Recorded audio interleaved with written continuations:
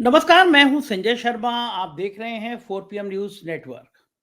प्रधानमंत्री थोड़ा सा परेशान हैं। भाग भाग कर दक्षिण जा रहे हैं। दक्षिण में लगातार दौरे कर रहे हैं। उनको चिंता सता रही है कि दक्षिण में जो भारतीय जनता पार्टी की हालत है और कांग्रेस का जहां उदय हो रहा है दक्षिण भारत में बहुत तेजी के साथ वो लोकसभा चुनाव में झटका दे सकता है। जिस तरह तेलंगाना कांग्रेस ने जीता, कर्नाटक में सरकार बनाई और अब कांग्रेस आंध्र प्रदेश पर फोकस कर रही है।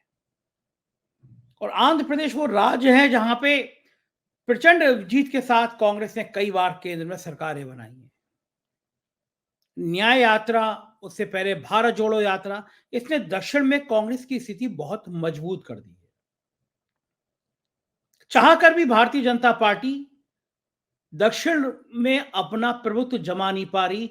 सेंट्रल विस्टा के उद्घाटन में तमिलनाडु के संतों को बुलाना, दंड वहां का रखना, प्रधानमंत्री का साष्टांग लेट जाना, ये सारी नौटंकियां जो प्रधानमंत्री करते हैं वो चल नहीं पा रही। दरअसल समस्या यह है कि देश में प्रधानमंत्री जी ने इतनी नौटंकी कर दी, इतने नाटक कर दिए कि लोगों को समझ आने लगी है सब बात। जैसे मैं हमेशा कहता हूं कि जादूगर के हाथ में मुट्ठी बंद हो और खोलेगा तो कबूतर निकलेगा। ये बात जब सबको पता चल जाए तो फिर जादूगर का जादू बेकार हो जाता है। प्रधानमंत्री की जो कुछ रणनीतियां हैं, जैसे हर बार उनकी आगे एक एम्बुलेंस आ जाती है, ये सारे स्क्रिप्ट अब पुराने हो चुके हैं। लोगों को समझ आ गया कि प्रधानमंत्री जी चाहते क्या हैं। तो दक्षिण में प्रधानमंत्री की रणनीति क्या है, क्या करने जा रहे हैं वो, और मायावती के संग कौन सा खेल उत्तर प्रदेश में खेलने जा रहे हैं वो, भारतीय जनता पार्टी और मायावती के बीच क्या गठजोड़ है, और दक्षिण में कांग्रेस किस प्लान के साथ भाजपा का सफाया कर सकती है, इन सारी बातों को करने के लिए आज मैं आपको प्रोफेसर अभय दुबे के पास ले चलता हूं। शानदार पत्रकार हैं, कई किताबें लिखी है उन्होंने, राजनीति के ऊपर जबरदस्त ज्ञान है उनको। आज हम उनसे लंबी चर्चा करेंगे और समझने की कोशिश करेंगे दक्षिण से उत्तर तक की भारतीय जनता पार्टी और कांग्रेस की रणनीति है क्या। चलते हैं अभय जी के पास। स्वागत है अभय सर आपका। और आपसे हमें राजनीति की बहुत सारी बातें सीखने को मिल जाती हैं और भारत की राजनीति का सही चित्रण हमें देखने को मिल जाता है। मैं आज आपसे ये समझना चाहूँ, जो कि राजनीति, देश की राजनीति को आप इस पे रखते हैं हमेशा, इधर जी। कांग्रेस आंध्र प्रदेश में बड़ी मेहनत कर रही है।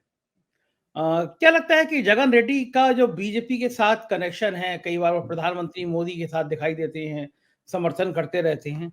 कांग्रेस अब अपना पुनः पुराना जनाधार, उसने तेलंगाना में विजय हासिल कर ली। और जब आंध्र प्रदेश और तेलंगाना एक था, आंध्र के लोग नाराज थे कि बांट दिया गया है, कांग्रेस ने बांट दिया हमारे राज्य को। तो क्या वो नए प्रदेश अध्यक्ष से क्या वो नाराजगी दूर कर पाएंगे राहुल गांधी या कांग्रेस? और क्या संभावना देख रहे हैं आप आंध्र प्रदेश में कांग्रेस की? देखिए, मैं ये मानता हूं कि कांग्रेस की जो दो केंद्र में सरकारें बनी 2004 में और 2009 में, उसमें आंध्र प्रदेश की बहुत बड़ी भूमिका थी। जगनमोहन रेड्डी के पिता जो वाईएसआर रेड्डी थे, वो कांग्रेस के बहुत बड़े स्तंभ थे। अ, और उन्होंने 2009 में तो जो आंध्र प्रदेश में जबरदस्त जीत हासिल की थी कांग्रेस ने, वो उसका बहुत बड़ी भूमिका थी। फिर राजनीति ने करवट बदली, और कभी-कभी राजनीति जब करवट बदलती है तो बड़े-बड़े कुशल नेता और पार्टियां भी उसको संभाल नहीं पाते हैं। ये भाजपा के मामले में भी देख सकते हैं, और कांग्रेस के मामले में तो हम लोग कई बार देख सकते हैं। आप सीपीएम को देखिए, कितने साल तक वहां सरकार थी, एक बार चुनाव हारी, आज तक उबर नहीं पाई, और आज स्थिति यह है कि बिल्कुल हाशिए पे चली गई है पश्चिम बंगाल में सीपीएम। तो आंध्र प्रदेश का जब विभाजन हुआ, विभाजन जाहिर है, कांग्रेस ने नया राज्य बनाया। उसके बाद कांग्रेस को इतना नुकसान हुआ कि आंध्र प्रदेश में भी सत्ता उसके हाथ से निकल गई और तेलंगाना में भी सत्ता उसके हाथ से निकल गई।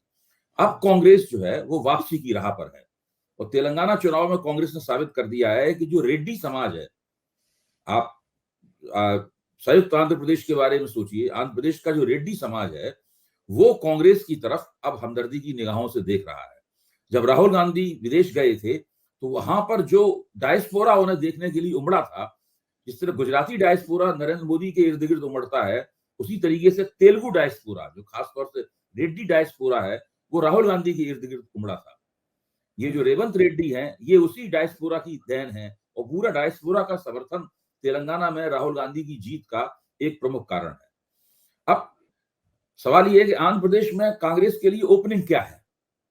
कांग्रेस के लिए ओपनिंग तभी हो सकती है जो कि जगन मोहन रेड्डी की स्थिति रेड्डियों में कमजोर हो। अगर जगन मोहन रेड्डी रेड्डियों के लिए एक आकर्षक ध्रुव बने रहेंगे, आंध्र प्रदेश के मुख्यमंत्री हैं, सत्ता उनके पास है और पिछली बार बहुत ठप्पे के साथ जीते थे। और ध्यान कीजिए, आंध्र प्रदेश में केवल लोकसभा का चुनाव नहीं होगा, आंध्र प्रदेश में विधानसभा का चुनाव भी उसके साथ होगा। यानी आंध्र प्रदेश का वोटर जो है एक साथ 2 वोट डालेगा, वो लोकसभा के लिए भी वोट डालेगा, विधानसभा के लिए भी वोट डालेगा। तो वहां के लिए उस राजनीति पे बहुत ध्यान देना जरूरी है और ये एक अच्छी बात है कि कांग्रेस ने इसके ऊपर ध्यान देना शुरू किया है।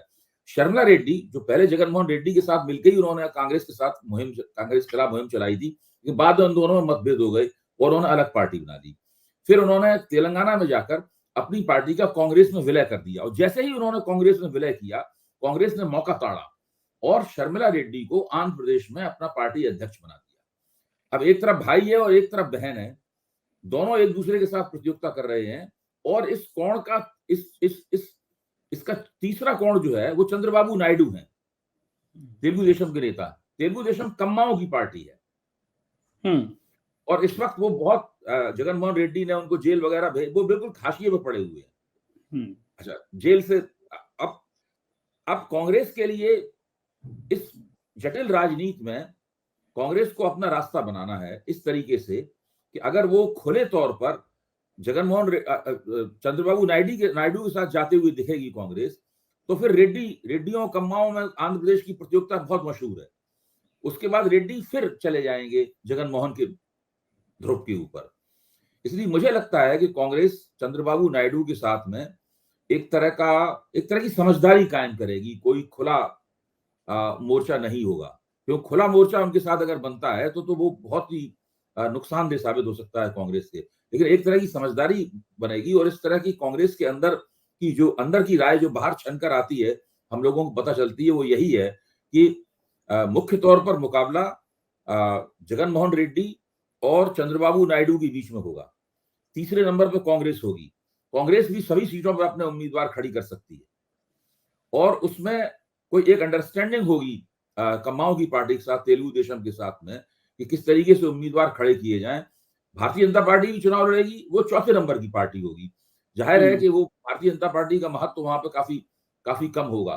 तो इस प्रकार की राजनीति में अगर कांग्रेस तेलंगाना की जीत के बाद में रेड्डियों के एक बड़े हिस्से को अपनी ओर खींच सकती है, तो फिर कांग्रेस का आंध्र प्रदेश में पुनर्जीवन हो जाएगा और उसका श्रेय जाएगा इस राजनीति को जिसके तहत शर्मिला रेड्डी को प्रदेश अध्यक्ष बनाया गया है। काफी राजनीति जटिल है, देखने सुनने में लगता है काफी पेचीदगी है, लेकिन ये पेचीदगी में ही रास्ता निकालना कांग्रेस के लिए बहुत जरूरी है। मैंने देखा था अबे सर, तेलंगाना में शर्मिला रेड्डी को संघर्ष करते हुए पुलिस ने उनको गिरफ्तार किया, कई बार उनके जुलूस रोके। शर्मिला रेड्डी ने आरोप लगाया था कि तेलंगाना में तत्कालीन मुख्यमंत्री चंद्रशेखर राव उनके कस के विरोध करते हैं। यहां तक आरोप लगाया था कि उनकी हत्या कराई जा सकती है। वो पुलिस के सीन से घसीट के ले जा रहे थे। शर्मिला रेड्डी को बहुत जुझारू नेता है। तो क्या ये कांग्रेस ने केवल ये देखा कि तेलंगाना में संघर्ष किया, एक संघर्षशील महिलाएं हैं, और आंध्र प्रदेश में जो कांग्रेस की संभावना दिख रही है, दक्षिण में कांग्रेस ज्यादा से ज्यादा क्या लोकसभा की सीटें जीत जाएं, इसकी रणनीति बना रही है। और प्रधानमंत्री भी पैरेलल आप देख रहे होंगे, जहां कोई आधार नहीं है, कोई जनाधार नहीं है। प्रधानमंत्री ने पिछले दिनों में लगातार दक्षिण के दौरे शुरू कर दिए हैं। तो ये इन दोनों को मिला के क्या संकेत आ रहे हैं? देखिए, प्रधानमंत्री के दक्षिण के दौरे हैं, वो मुझे लगता है कि वो औपचारिक और प्रतीकात्मक ज्यादा है। प्रधानमंत्री के तौर पर उन्हें दक्षिण भारत जाना भी चाहिए। अगर उनकी पार्टी का जनाधार नहीं है, उसका मतलब ये नहीं है कि वो देश का प्रधानमंत्री दक्षिण भारत ना जाए, और उनकी महत्वाकांक्षा भी है कि दक्षिण भारत में हम अपनी पार्टी का प्रचार प्रसार करें। मैं अक्सर कहता हूं कि भारतीय जनता पार्टी ने आज तक दक्षिण भारत के कोड को क्रैक नहीं कर पाया। कोड क्रैक करने की उसने कोशिश की थी कर्नाटक के जरिए, और लेकिन कर्नाटक में केवल लिंगायत समुदाय में ही सिमट कर रह गई पार्टी। और लिंगायत समुदाय के नेतृत्व का जो नेतृत्वकारी शक्ति थी, मुख्य रूप से वाईएस येदियुरप्पा के साथ में आला कमान के संबंध कभी बहुत अच्छे नहीं रहे। येदियुरप्पा बहुत ज्यादा वो अपनी स्वायत्तता बहुत कायम रखने वाले व्यक्ति हैं। वो अपने हाथ से नेतृत्व बिल्कुल नहीं। जब भी येदियुरप्पा कांग्रेस आला कमान से नाराज होते, भाजपा आला कमान से नाराज होते हैं और अलग हटते हैं, उसी वक्त भाजपा की किस्मत में वहां पर गिरावट शुरू हो जाती है। इसलिए वो केवल लिंगायत इलाका जो है कर्नाटक का, उसके आगे भारतीय जनता पार्टी जा नहीं पाई। कोशिश बहुत की। मेरा मानना है कि राष्ट्रीय स्वयंसेवक संघ के कुछ लोगों ने तो आंध्र प्रदेश में बाकायदा भेजे गए हैं योजना बना के। आंध्र प्रदेश और तेलंगाना में उन लोगों को मकान खरीदवाए गए हैं, वो अब उन मकानों में रहते हैं, स्थायी निवासी है वहां पे, ताकि आरएसएस का काम बढ़े। लेकिन अभी तक उस काम तो बढ़ा होगा, शाखाएं वाखाएं लगने लगी होंगी, केरल में भी बहुत आरएसएस की शाखाएं हैं, लेकिन अभी तक उसका राजनीतिक असर नहीं दिखाई पड़ा है। भाई आरएसएस की शाखा लगा लेने से ही राजनीति नहीं बनती है। राजनीति बनाने के लिए वो तो आधार का काम करते हैं, लेकिन राजनीति बनाने के लिए और कुछ करना पड़ता है, तो वो अभी नहीं दिखाई पड़ा है। अभी भी जब भाजपा जो नारा लगाती है ना कि अब की बार 400 पार, तो 400 पार तो कोई पार्टी तभी कर सकती है जबकि वो दक्षिण भारत का कोड भी करेक्ट रहे। ठीक बात है। इसलिए अगर भारतीय जनता पार्टी का बहुत अच्छा नतीजा रहा तो वो 2019 जैसा होगा। अगर मैक्सिमम बहुत अच्छा नतीजा रहा या उससे कम होगा, कितना कम होगा उससे सोच के ही भारतीय जनता पार्टी परेशान हो जाती है और उसके दिमाग में चिंताएं पैदा होती हैं। तो ये स्थिति बनती है। मुझे लगता है कि दक्षिण भारत की राजनीति में आंध्र प्रदेश को अगर कांग्रेस ने आंध्र प्रदेश की गुत्थी को सुलझा लिया, एक बार फिर से अगर रेड्डी समाज को, आंध्र प्रदेश के रेड्डी समाज को, तेलंगाना का रेड्डी समाज तो है ही कांग्रेस के साथ में, आंध्र प्रदेश के रेड्डी समाज के एक बड़े हिस्से को अपनी ओर खींच लिया, तो ये कांग्रेस के सारे देश में जो उसका रिवाइवल, जो उसका उसे पुनर्जीवन प्राप्त होगा कांग्रेस को बड़े पैमाने पर, उसकी एक बहुत बड़ी घटना होने वाली है। बेगोटी कह रहे हैं कर्नाटक में भारतीय जनता पार्टी ने यही डर देखकर कि येदियुरप्पा बार बार नाराज हो जाते हैं, फिर उनके बेटे को महत्व दिया, लेकिन जब लगा कि बात बनेगी नहीं तो जेडीएस को भी अपनी तरफ ले लिया। क्या लगता है जेडीएस को आने से जो बीजेपी की अपनी सीटें हैं, अगर मान लो जेडीएस को वो 6 सीटें देंगे तो बीजेपी 6 सीटें तो वैसे ही कम हो गई कि वो 6 सीटों से कम पे लड़ेगी चुनाव। क्या जेडीएस और भारतीय जनता पार्टी का जो तालमेल होगा कर्नाटक में, वो भाजपा की कुछ राह आसान कर पाएगा? बहुत सीटें जीती थी कर्नाटक में, सरकार देखिए बनने के बाद जिस तरह की पराजय लोग विधानसभा चुनाव में भाजपा की हुई, उससे भारतीय जनता पार्टी को लगा कि अगर उसने जनता दल सेकुलर के साथ में गठजोड़ नहीं किया तो हो सकता है कि लोकसभा की बाजी भी उसके हाथ से निकल जाए। हालांकि देवगौड़ा की पार्टी में और भारतीय जनता पार्टी के बीच में काफी तल्खी थी, और पिछली बार भारतीय जनता पार्टी ने देवगौड़ा की पार्टी का जम के पूरी तरीके से, न केवल कांग्रेस का सूपड़ा साफ हुआ था, देवगौड़ा की पार्टी का भी पिछले चुनाव में सूपड़ा साफ हो गया था। लेकिन इस बार दोनों ने समझौता कर लिया है। इस समझौते से होगा ये कि पहली बात तो पूरे कर्नाटक का जो मुसलमान वोटर है उसके सामने बिल्कुल स्पष्ट हो जाएगा कि जनता दल सेकुलर को वोट देना है, भाजपा को तो वैसे भी वोट नहीं देता, तो कांग्रेस के लिए मुसलमान वोट तो सुनिश्चित हो गया। अगर जनता दल सेकुलर अलग लड़ता तो ओल्ड मैसूर के इलाके में, पुराने मैसूर के इलाके में मुसलमान वोट बटता। वो मुसलमान वोट बटने की सारी संभावनाएं समाप्त हो गई, और अब तो देवगौड़ा के परिवार ने मुसलमान वोटरों की आलोचना भी शुरू कर दी है। अभी से कहना शुरू कर दिया कि भाई हमें तो विधानसभा में वोट दिया नहीं, अब हम क्या परवाह करते हैं इस बात की। तो जनता दल सेकुलर पूरी तरीके से उसका ग्राफ नीचे गिर रहा है। जो उत्तर प्रदेश में मायावती की स्थिति है, आप मोटे तौर पर समझ सकते हैं कि कर्नाटक में वो जनता दल सेकुलर की स्थिति है। एक जमाने में बड़ी ताकत, लेकिन अब लगातार उसका गिरता हुआ ग्राफ, और उसी गिरते हुए ग्राफ को रोकने के लिए भारतीय जनता पार्टी के साथ समझौता। इस समझौते का कुल मिलाकर राजनीतिक फलितार्थ क्या होगा ये तो चुनावी नतीजे बताएंगे। लेकिन मुझे लगता है कि इस बार कांग्रेस भारतीय जनता पार्टी की जो पिछली बार टैली थी, जो सीटें जीती थी, उसमें एक खासी कटौती करने जा रही है। बिल्कुल ठीक बात है। अगर पड़ोसी राज्य तेलंगाना में केसीआर की पराजय का एक बड़ा कारण यह रहा कि राहुल गांधी ने ये कहा और साबित भी कर दिया, और साबित इन द सेंस कि पब्लिक के मन में ये बैठा दिया कि केसीआर का कहीं ना कहीं से बीजेपी के साथ अंदरूनी समझौता है। यही कारण है कि ओबीसी को भी बहुत नुकसान उठाना पड़ा, मुसलमान वोट छिटक गए।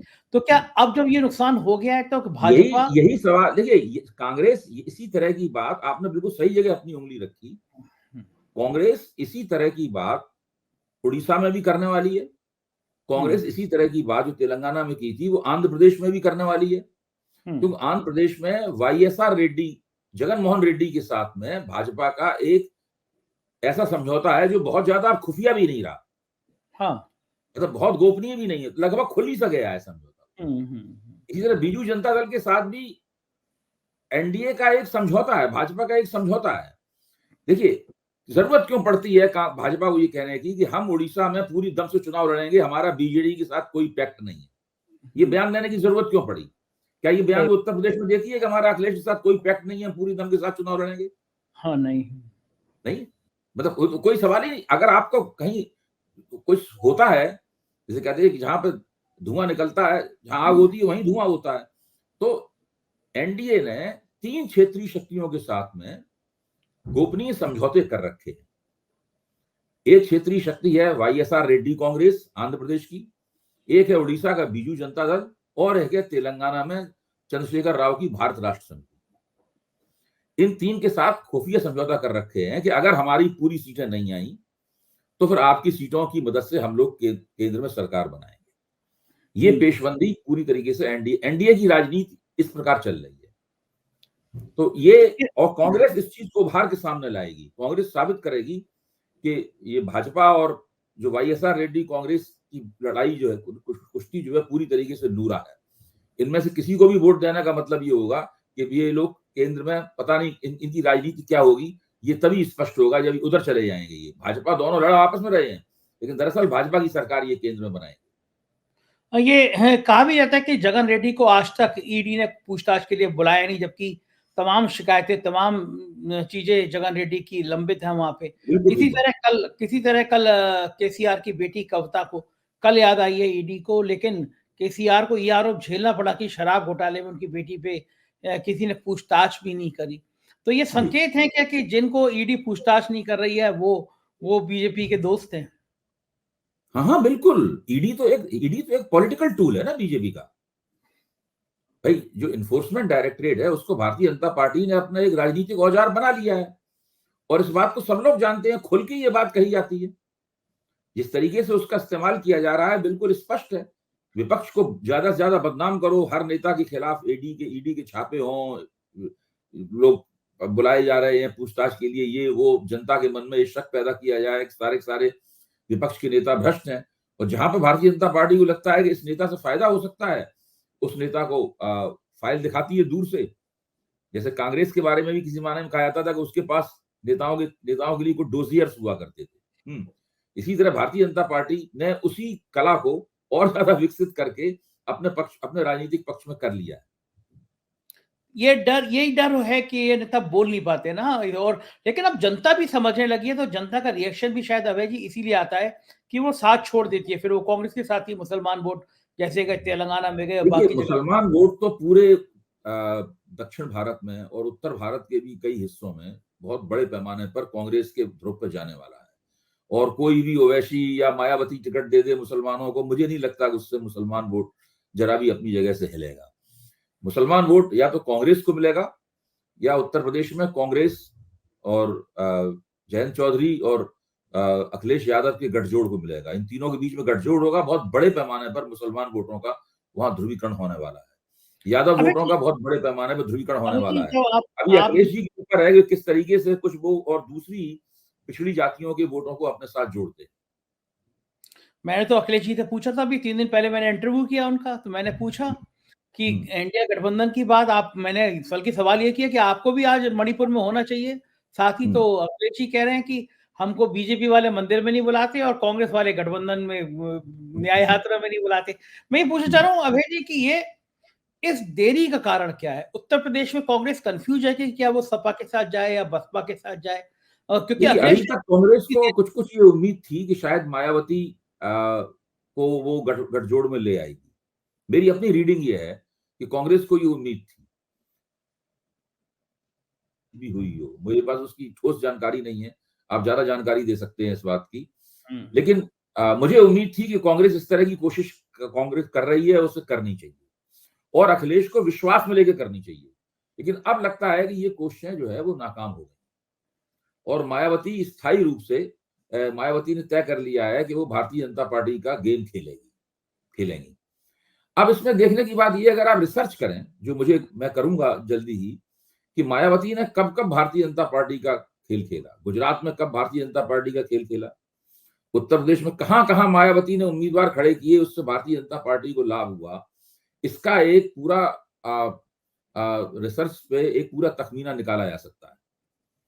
यहां तक कि जो जब नरेंद्र मोदी के ऊपर आरोप था कि वहां जो मुसलमान विरोधी हिंसा हुई थी गुजरात में, उस हिंसा में नरेंद्र मोदी को आड़े हाथों लिया जाता था, सारे देश दुनिया में उनकी आलोचना होती थी, अमेरिका में उनको वीजा नहीं मिलता था, ये स्थिति थी नरेंद्र मोदी की।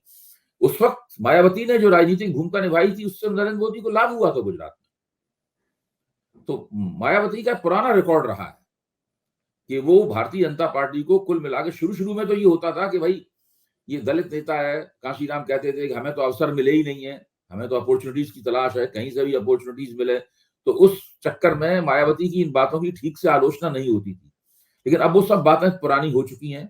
अब ना कांशीराम को, मायावती कांशीराम को याद नहीं करती, कोई भी कांशीराम को याद नहीं करता, और मायावती की राजनीति भी पूरी तरीके से बदल चुकी है। अब वो कांशीराम की उत्तराधिकारी नहीं रह गई। अगर स्वतंत्र रूप से नेता है वो, और कितनी प्रभावी नेता है हम देख ही रहे हैं, 2007 के बाद से उनका ग्राफ लगातार गिर रहा है। और अगर इस लोकसभा चुनाव में वो अकेले चुनाव लड़ी, तो मेरा मानना है कि उनको 5 से लेकर 10% के बीच में कुछ वोट मिलेंगे, और उनको कोई भी सीट नहीं प्राप्त होगी। धोखे धड़ाके से कहीं कोई एक आध किसी निर्वाचन क्षेत्र में जीत जाए तो जीत जाए, वरना कोई सीट प्राप्त नहीं होगी। और उनका वोट, उनका जो जाटव आधार है, उसका एक हिस्सा विभिन्न निर्वाचन क्षेत्रों में भारतीय जनता पार्टी की तरफ चला जाएगा। वो सुनिश्चित करेंगी कि भारतीय जनता पार्टी 70 से 75 के बीच में सीटें जीते, अगर मायावती ने अकेले चुनाव लड़ा तो तो। ये उनकी मायावती राजनीति पर बड़ा ही मरणांतक प्रहार होने वाला है। मायावती इस तरह से, वही उसी कुल्हाड़ी से, जिस कुल्हाड़ी से 2022 में उन्होंने अपने पैर पर प्रहार किया था, उसी कुल्हाड़ी से वो अपने पैर में फिर से प्रहार करना चाहते हैं।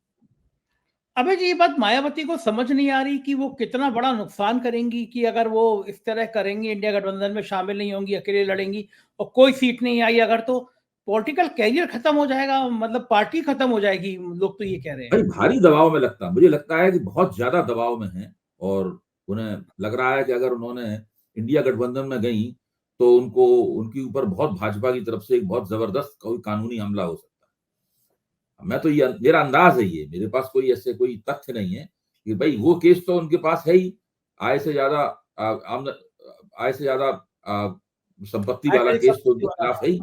और उस केस के कारण, और फिर उनके जो भाई हैं और लोग जो हैं, उनके ऊपर, उनके खिलाफ भी तमाम केस हैं। तो मायावती बहुत बुरी तरह फंसी हुई है, जैसे कहते हैं पत्थर के नीचे हाथ दबा हुआ है।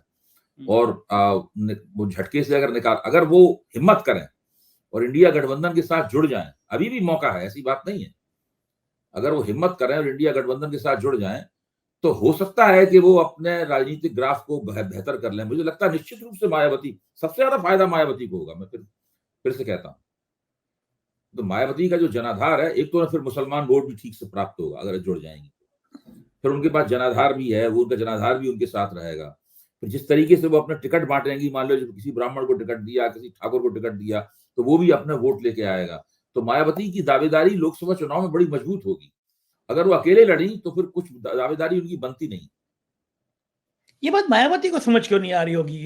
केवल सारी दबाव, बातें समझ में आ रही होंगी, कहीं ना कहीं बहुत बड़ा दबाव है। मैं तो कोई, हम लोग जो बात समझते हैं, क्या मायावती नहीं समझती? हम लोग तो ना उन्हें सिखा सकते हैं चुनाव कैसे लड़ा जाता है, वो तो हमसे ज्यादा अच्छा, जानती है भाई। अबे जी, कांग्रेस के एक धड़ा जो है, कांग्रेस के कुछ नेता हैं, वो ये कह रहे हैं कि हमें गठबंधन नहीं करना चाहिए, हमें अकेले पूरे चुनाव लड़ना चाहिए। उनको लग रहा है कि मुसलमान वोट तो हमारे साथ है, हम अकेले लड़ेंगे तो भी हम जीत जाएंगे उत्तर प्रदेश में। कुछ नहीं क्या? जीतेंगे। कांग्रेस को 0/0 सीट मिलेगी अगर अकेले लड़े तो। अमेठी, रायबरेली? कुछ नहीं, सब जगह हार जाएंगे लोग। हो सकता है सोनिया गांधी अपना, अगर रायबरेली से लड़ती हैं तो सोनिया गांधी अपनी सीट जीत जाए। अभी जो वीवीआईपी सीटों का सर्वे हुआ था, सी वोटर ने कराया था, उसमें जो बत्तियां, वो लाल बत्तियां, हरी बत्ती जलाते थे, तो उसमें हरी बत्ती जली थी। इसका मतलब सोनिया गांधी आराम से वहां जीत सकती हैं। लेकिन साथ में उसमें एक कैविएट भी उन्होंने फाइल की थी, अगर सोनिया गांधी ने अपनी सीट बदली तो दूसरा उम्मीदवार कांग्रेस का नहीं जीत पाएगा रायबरेली से। अच्छा, अगर प्रियंका हाँ, गांधी लड़ गई रायबरेली से तो? मुश्किल होगा जीतना। देखिए, उत्तर प्रदेश की स्थिति अलग तरह की है। उत्तर प्रदेश में मुझे तो लगता है कि राहुल गांधी को फिर से अपने आप को अमेठी से आजमाना चाहिए। वो वायनाड से भी चुनाव लड़े ताकि सुरक्षा पूर्वक वहां से जीती जाए। लेकिन उन्हें अमेठी को छोड़ना नहीं चाहिए। अगर वो टक्कर देंगे इसको, स्मृति ईरानी को, और अगर ये गठजोड़ हो जाता मायावती के साथ में, ये सब चारों आ जाते, तो वो बहुत मजबूत स्थिति बनती। मैं मानता हूं कि भाजपा से कम 30 से 35 सीटें ये लोग छीन लेते उत्तर प्रदेश में। बिल्कुल। और अमेठी से तो स्मृति ईरानी के प्रति लोगों का गुस्सा भी बहुत है। मैंने तो बहुत दौरे किए अमेठी के। मतलब मैं 5-6 बार गया, 2-2 3-3 दिन के लिए गया अमेठी में। स्मृति अच्छा। ईरानी से नाराज बहुत है लोग वहाँ के। लेकिन हम्म। मुझे लग रहा है कि वहाँ पे एक कांग्रेस की ये रणनीति चल सकती है कि वहाँ राहुल की जगह प्रियंका गांधी को स्मृति ईरानी के खिलाफ उतार सकती है। 2 बात संकेत हो जाएंगे, महिला के खिलाफ महिला, और प्रियंका हम्म। गांधी का बहुत क्रेज है वहाँ पे, मैंने देखा अमेठी में लोग बहुत चाहते हैं हम्म। प्रियंका गांधी। ऐसा अच्छा। प्रयोग करेगी कांग्रेस तो कैसा रह सकता है अभय जी? देखिए, ये जो प्रियंका गांधी बहुत लंबे अरसे तक उत्तर प्रदेश कांग्रेस की बागडोर उनके हाथ में रही और संगठन को मजबूत करने में उन्हें सफलता नहीं प्राप्त हुई, ये एक तथ्य है। उन्होंने कोशिशें की लेकिन उनकी कोशिशें परवान नहीं चढ़ी और उसकी वजह से फिर उन्होंने बाद में उत्तर प्रदेश की इंचार्जी छोड़ दी, कह दिया कि भाई हम उत्तर प्रदेश के इंचार्ज नहीं रहेंगे। तो अब तो दूसरे इंचार्ज हैं उत्तर प्रदेश के। अवनीश पांडे, हाँ। हाँ, तो मुझे लगता ये है कि अभी ये मानना कि वो चुनाव जीत सकती हैं अपने दम पर, मेरी निगाह में थोड़ा मुश्किल होगा। और राहुल गांधी को अमेठी क्यों छोड़ना चाहिए, मेरी निजी राय है, राहुल गांधी को अमेठी क्यों छोड़, एक चुनाव हार जाने से थोड़ा कोई अपना निर्वाचन क्षेत्र छोड़ देता है। हाँ, वाजपेयी तक हारे थे, ऐसे तो अटल बिहारी हाँ, वाजपेयी भी सभी हारे हारते, थे। करण सिंह चुनाव हार गए थे, इंदिरा गांधी चुनाव हार गई थी, तो लोग अपना निर्वाचन क्षेत्र क्यों ना छोड़ते। ठीक है, बिल्कुल ठीक चुनाव में है। हार जीत चलती रहती है। बिल्कुल ठीक बात है। बहुत बहुत शुक्रिया अभय जी, आज इतनी सारी आपने राजनीति दक्षिण से उत्तर तक की समझाई। बहुत बहुत आभार, धन्यवाद आपका। तो ये थे अभय दुबे जी और ये समझा रहे थे कि रणनीति क्या है भारतीय जनता पार्टी की और कांग्रेस की। और बड़ी बात ये कह रहे थे, अगर मायावती अकेले लड़ी तो पार्टी के वजूद पर ही संकट आ जाएगा। सही बात भी है ये कि मायावती के सामने इस समय बहुत चुनौतियां हैं, देखना है वो इससे कैसे पार पा सकती हैं। कैसा लगा इंटरव्यू बताइएगा जरूर, हमें आपकी राय का इंतजार रहेगा। चैनल को ज्वाइन करिएगा, सब्सक्राइब करिएगा, अपनी राय बताइएगा, कमेंट करिएगा। हमारे राज्यों के चैनल हैं 4 PM यूपी, बिहार, गुजरात, महाराष्ट्र, कर्नाटक, राजस्थान, मध्य प्रदेश और अब 4 PM बॉलीवुड भी, इन्हें भी सब्सक्राइब करिएगा। Thank you.